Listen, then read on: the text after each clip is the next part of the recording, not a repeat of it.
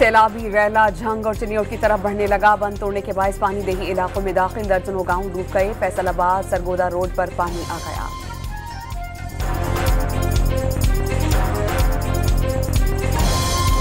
सैलाबी रैला 3 से 4 सितंबर तक पंचनद head work से गुजरेगा। 5 से 6 सितंबर तक गुड्डू और सक्खर बिराज ऊंचे दर्जे के सैलाब का खदशा।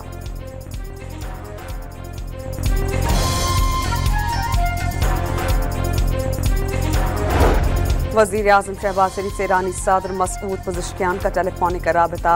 सैलाब से नुकसानात पर दिली अफसोस का इजहार। पाकिस्तानी अवाम की मदद की पेशकश।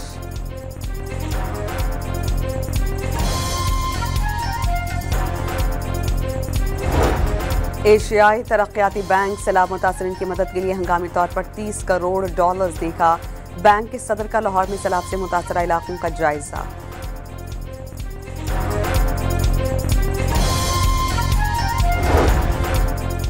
लाहौर के इलाके कहना में आसमानी बिजली गिरने से 2 अफराद जाम बहक, मैयतें अस्पताल मुंतकिल।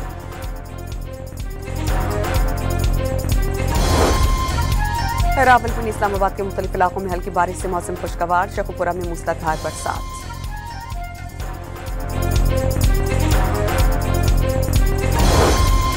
और सहफरीकी T20 सीरीज के पहले मैच में पाकिस्तान ने अफगानिस्तान को 183 रन का हदफ दे दिया।